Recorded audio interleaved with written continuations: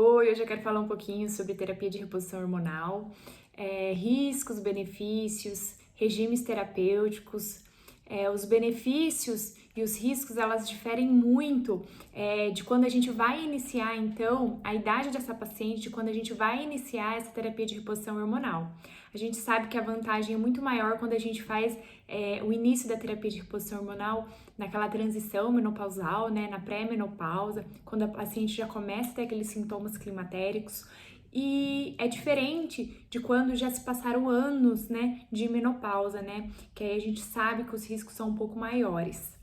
A gente tem o que chama de janela terapêutica, que é aquela janela da data da menopausa da pessoa até quando é seguro a gente fazer a utilização, então, da terapia hormonal. Tem estudos que mostram que essa janela terapêutica tem benefícios de introdução de terapia hormonal dentro de 10 anos. Estudos mostram também que as mulheres que têm mais benefício são aquelas mulheres entre 50 e 59 anos, né? Ou então aquelas que têm menos de 10 anos de menopausa. Então, para iniciar, quais são os sintomas, né, mais prevalentes? Quais são os sintomas que mais indicam que aquela pessoa está ali, então, na transição menopausal, que está no climatério ou então na própria menopausa?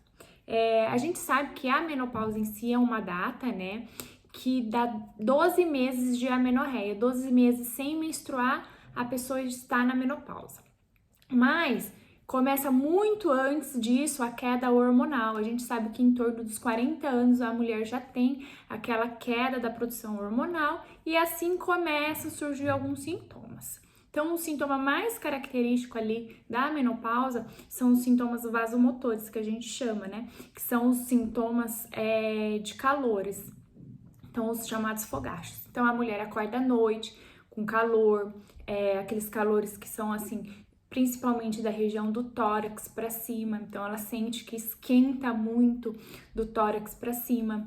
É um calor momentâneo que dura menos de 5 minutos e de repente ela sua muito e depois fica com frio. Então, é aquela mulher que tem vários episódios desses fogachos durante o dia. A gente sabe então que ela está com uma baixa estradiol nível sérico. Outros sintomas característicos também da queda hormonal nessa mulher é a diminuição da libido, síndrome geniturinária. O que é a síndrome geniturinária?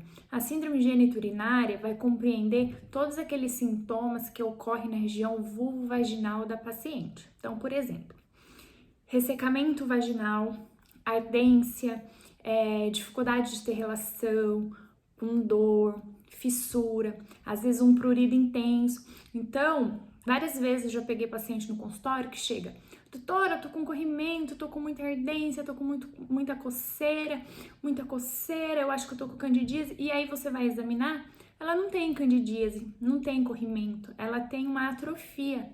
E essa atrofia causa prurido. Então, muitas delas já chegam falando que usou uma gama de pomada, gama de medicamento e não resolveu. Por quê? Porque a causa desse prurido não é fúngica, não é bacteriana, e sim por atrofia vaginal. Outra queixa muito comum é a infecção urinária de recorrência, né? Então, fica tendo vários episódios de infecção de urina.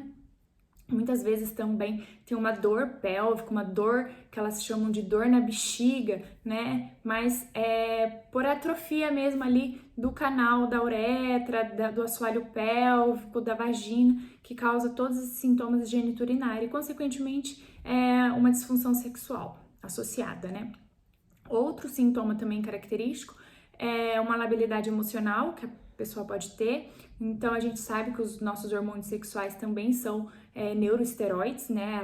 Ele age a nível cerebral, então faz parte, né? A gente sabe que a progesterona faz parte ali das conexões nervosas, do aumento de GABA. Então, a pessoa tem aquela labilidade emocional, ora tá triste, ora tá feliz, às vezes vem uma tristeza assim, sem a pessoa ter um motivo específico, ou então aquelas coisas que no dia a dia eram consideradas pequenas coisas, para ela se torna grande, um motivo de chorar até, e aí às vezes depois ela pensa e fala assim, nossa, por que eu chorei por causa disso? Então isso também é um sintoma comum, tá? Outro sintoma muito comum também é a dificuldade de dormir, né? Um sono ruim, então não é aquele sono reparador. Às vezes a pessoa até dorme, mas não é aquele sono que a pessoa acorda descansada. Também é um sintoma comum da menopausa. E aí tem cada pessoa vai responder de uma maneira assim, mais exacerbada em um aspecto em relação a outro, mas a gente sabe que a maioria das mulheres, para não dizer todas, merece atenção aí nessa questão de climatério, perimenopausa e menopausa, pensando então na terapia de reposição hormonal. A gente sabe que o benefício a nível de risco cardiovascular é imenso, porque a gente sabe que o estrogênio, ela age diretamente nos vasos sanguíneos, na diminuição dos lipídios, da glicemia, no perfil metabólico dessa paciente. Então, consequentemente, diminui o risco cardiovascular ali de acontecer um infarto, um AVC, né, que é o chamado derrame. A gente sabe também que o estrogênio tem ação direta ali no metabolismo ósseo, então prevenindo a perda de massa óssea, prevenindo então fraturas osteoporóticas, né, dessa mulher. A gente sabe que o estrogênio então tem ação direta ali no metabolismo ósseo. A gente utiliza então a terapia de reposição hormonal também para prevenção de osteoporose, né, que é uma grande causa de mortalidade aí nas pessoas mais idosas, né? Então a gente sabe que a utilização do estrogênio para prevenção de perda de massa óssea reduz em um nível alto as fraturas osteoporóticas, principalmente de coluna vertebral e de colo de fêmur. Então, é muito importante a reposição hormonal, não só a nível cardiovascular, como a nível ósseo dessa mulher. E sem contar na melhora da qualidade de vida que ela vai apresentar, tanto na função sexual, quanto na questão de sono, questão de memória, questão de labilidade emocional, questão de fogachos, que isso, a questão do fogacho, dos sintomas vasomotores prejudica muito a qualidade de vida da mulher. Então pensa, a mulher vai numa festa, começa a se arrumar e aí de repente começa a suar, ter aquele calor, estraga a maquiagem, molha a roupa e de repente passa, fica frio e assim é no dia a dia também da mulher, acorda várias vezes à noite com calor e acaba prejudicando a qualidade de sono dela, que já não é muito boa, né, pelo aquele estado de poucos hormônios ali a nível sérico. A terapia de reposição hormonal, ela pode ser administrada de diversas vias, como via oral, via transdérmica ou até mesmo na forma de pele.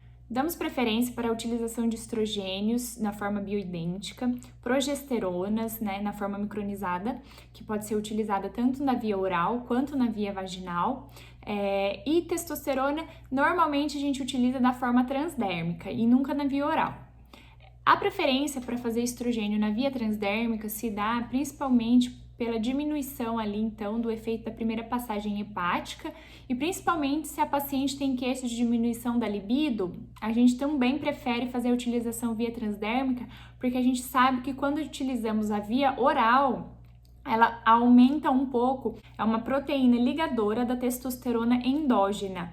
Isso faz com que a quantidade disponível da testosterona que a gente produz seja diminuída na corrente sanguínea, diminuindo ainda mais a libido, então, naquela fase. A via transdérmica, ela é preferível sempre que quando a pessoa tem hipertensão associada, e a via oral é sempre preferível no uso da progesterona, pela melhor proteção endometrial que ela promove. A gente sabe que a via transdérmica da progesterona não é tão benéfica assim a nível de proteção endometrial. E a testosterona, a gente faz uso na via transdérmica, principalmente quando a paciente tem queixa de diminuição da libido. Outra forma de reposição hormonal é na forma de pellets, né, que são os implantes hormonais. Hoje a gente tem os implantes absorvíveis, que tem duração aí de aproximadamente 6 meses. E aí também é uma via muito utilizada pela praticidade. A gente sabe que naquelas mulheres que têm útero e faz a utilização do estrogênio como terapia de reposição hormonal, a gente tem que utilizar em conjunto a progesterona para fazer a proteção ali do endométrio daquela paciente, porque a gente sabe que o estrogênio, ele é um hormônio que vai proliferar o endométrio, né, da paciente. Ela passou a vida inteira tendo produção de estrogênio, proliferando o endométrio e descamando o endométrio, que é a menstruação, ali com a queda do estrogênio e o aumento da progesterona. Então, todo mês a mulher, ela ciclava com aumento e diminuição de estrogênio e da progesterona ali, fazendo o contrabalanceamento na proteção endometrial. E aí, quando nós vamos fazer a terapia de reposição hormonal, não pode ser diferente. A gente utiliza o estrogênio, mas também utiliza a progesterona para fazer a proteção do endométrio. A gente sabe que a função da progesterona não é somente a proteção endometrial, mas sim a nível cerebral também, porque como eu havia dito, a progesterona é um neuroesteroide que age ali nas conexões cerebrais. A testosterona é um hormônio também muito utilizado ali nessa transição menopausal, climatério e menopausa, porque essa paciente nessa queda hormonal tem baixa libido, disfunção sexual, e aí a gente sabe que a gente consegue ajudar essas pacientes na utilização de testosterona na forma de via transdérmica.